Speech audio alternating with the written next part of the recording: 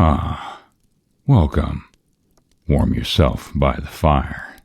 Have a seat or snuggle up in your favorite spot and let me tell you a story. Yes, the house is a good one, said the agent. It's in a good neighborhood and you're getting it at almost nothing, but I think it right to tell you all about it.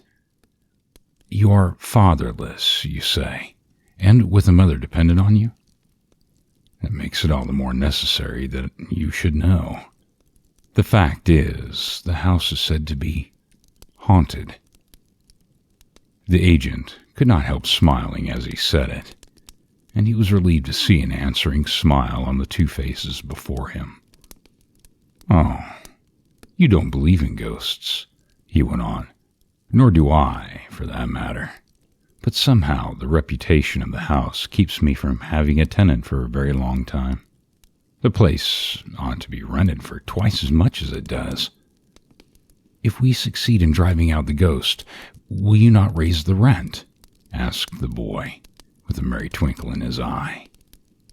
Well, no. Well, not this year at any rate, laughed the agent. And so the house was rented, and the slip of a girl and the tall lad, her brother, went their way. Within a week, the family had moved into the house, and were delighted with it. It was large and cool, with wide halls and fine stairways, and with more room than they needed. But that did not matter in the least, for they had always been cramped in a small house, suffering many discomforts, and they never could have afforded such a place as this if it had not been haunted. Blessings on that ghost, cried Margaret gaily as she ran about as a merry child. Who would be without a ghost in a house when it brings one like this? And it is so near to your school, said the mother, and I used to worry over the long walk. And David, he can come home to lunch now, and you don't know what a pleasure that will be. It seems to me, David gravely explained, that if I should meet the ghost, I would treat him with the greatest politeness and encourage him to stay. We shall not miss that room that he takes, shall we? I think it would be well to set aside that room over yours, Maggie, for his ghost ship's own, for we shall not need that, you know. Besides, the door doesn't shut, and he can go in and out without breaking the lock. And then they all laughed and had a great deal of fun over the ghost, which was a great joke to them. They were very tired that night, and slept soundly all night long. When they met the next morning, there was more laughter about the ghost, which was shy about meeting strangers, probably, and had made no effort to introduce himself. For the next 3 days, they were all hard at work, trying to bring chaos into something like order. And then it was time for the school to open, and Margaret was to begin teaching. And David inserted an advertisement in the city papers for a maid-of-all-work who might help their mother in their absence.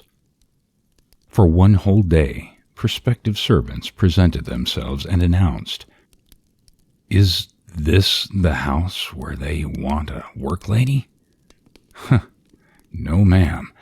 I ain't gonna work in this house. Ain't gonna catch me working in no haunted house.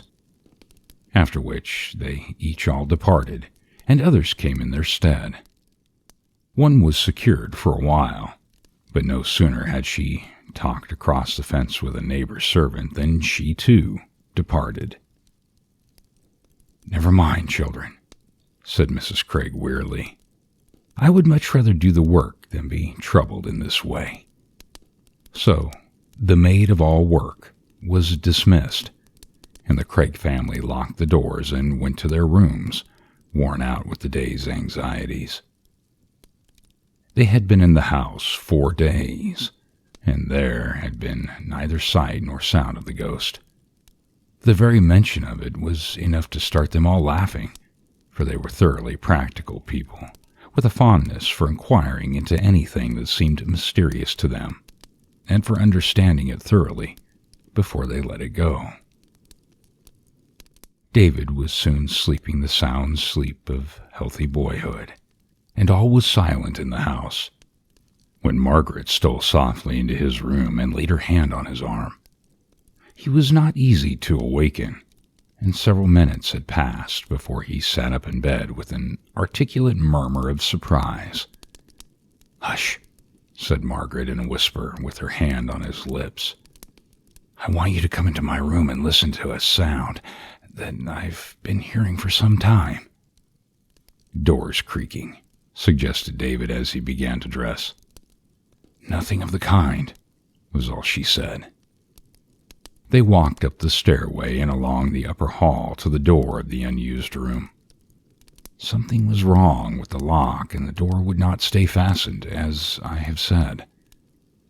Something that was not fear thrilled their hearts as they pushed the door further ajar and stood there where they could see every foot of the vacant room. One of their own boxes stood in the middle of the room, but aside from that, nothing was to be seen, and they looked at one another in silence. "Hold the lamp a minute, Maggie," David said at last, and then he went all over the room and looked more particularly at its emptiness and even felt the walls. "Secret panels, you know," he said with a smile, but it was a very puzzled smile indeed. "I cannot see what it could have been," Margaret said as they went down the stairs. "No, I can't see either, but I'm going to see," said David. "That was a chain, and chains don't drag around by themselves, you know.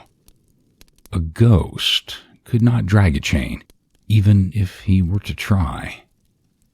"The conventional ghost very often drags chains," said Margaret as she closed the door of her room. And then she lay awake all night and listened for the conventional ghost that dragged a chain. But it seemed that the weight of the chain must have wearied him, for he was not hurt again. The mother had slept through it all, and the next morning they gave her a vivid account of the night's adventure. "Perhaps it was someone in the house," she said in alarm. There were no ghosts within the bounds of possibility, so far as she was concerned. But burglars were very possible indeed. Then Margaret and David both laughed more than ever.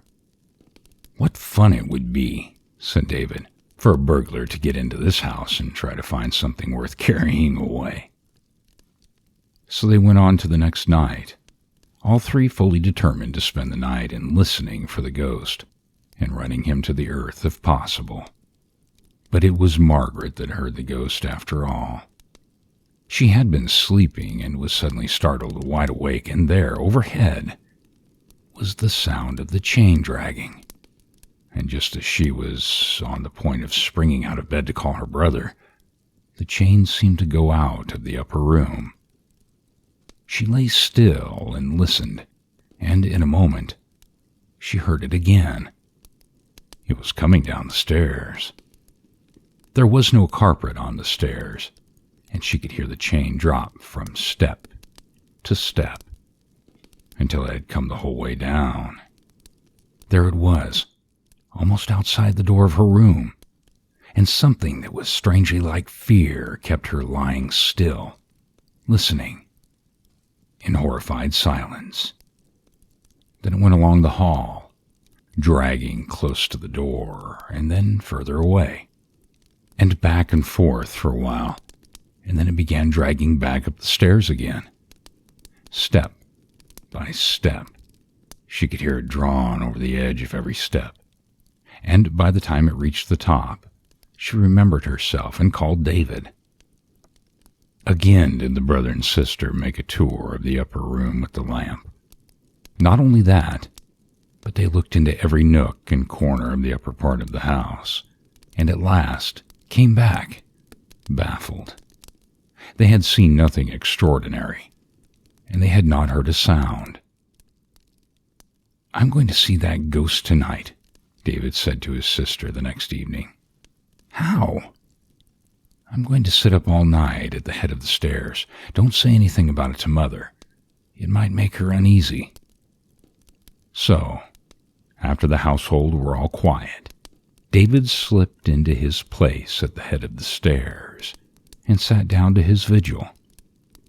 He placed a screen at the head of the stairs so that it hid him from view, as if a ghost cared for a screen, and he established himself behind it and prepared to be as patient as he could.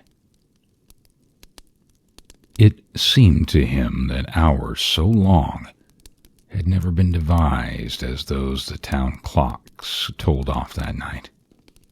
He bore it until midnight moderately well, because he argued with himself if there were any ghosts about, they would surely walk then. But they were not in a humor for walking, and still the hours rolled on without any developments. He took the fidgets and had nervous twitches all over him, and at last he could endure it no longer, and had leaned his head back against the wall and was going blissfully to sleep when he heard a chain dragging just beyond the open door of that unused room. In spite of himself, a shiver ran down his back. There was no mistaking it. It was a real chain, if he had ever heard one.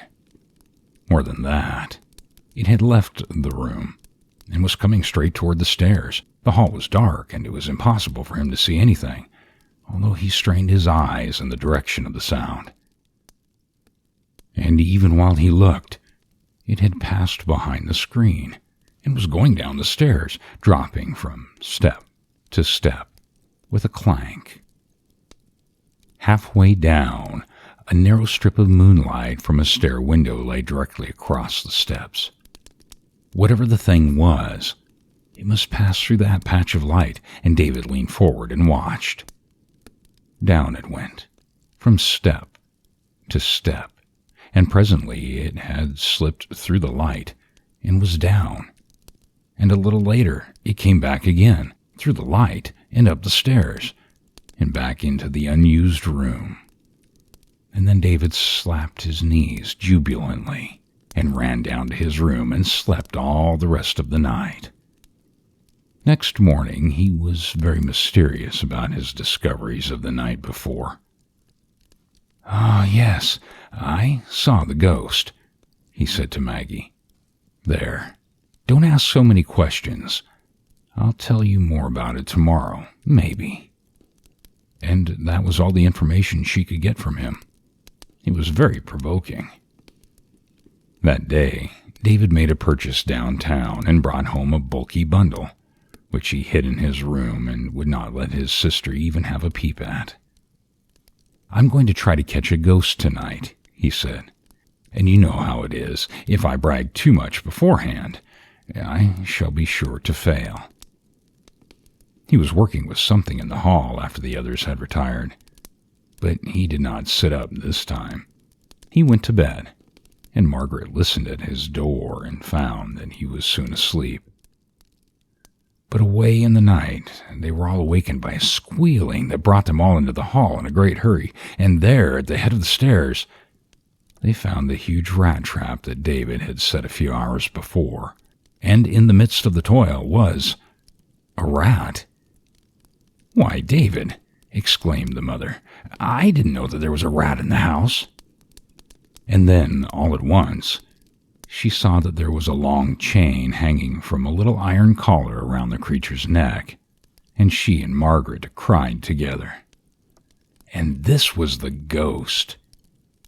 Such a funny ghost when they came to think of it. This poor rat with a nest in some hole of the broken chimney. He had been someone's pet once, perhaps, and now the households he had broke up, the nights he had disturbed, the wild sensations he had created. It made his captors laugh to think that this innocent creature had been the cause of the whole trouble. "I'll get a cage for him and take care of him for the rest of his life," said David. "We owe him so much that we can't afford to be ungrateful." The next morning he took the ghost in a cage and showed it to the agent and gave him a vivid account of the capture. "So, You have a good house for about half price, all on account of that rat," exclaimed the agent grimly. "Young man, well, never mind. You deserve it. What are you working for now? $6 a week? If you ever want to change your place, suppose you come around here. I think you need a business that will give you a chance to grow." And then the agent and David shook hands warmly over the cage of the ghost. If you like these stories, subscribe, like, and share. And don't forget to hit that notification bell for future stories. And as always, I thank you for taking the time to listen. The end.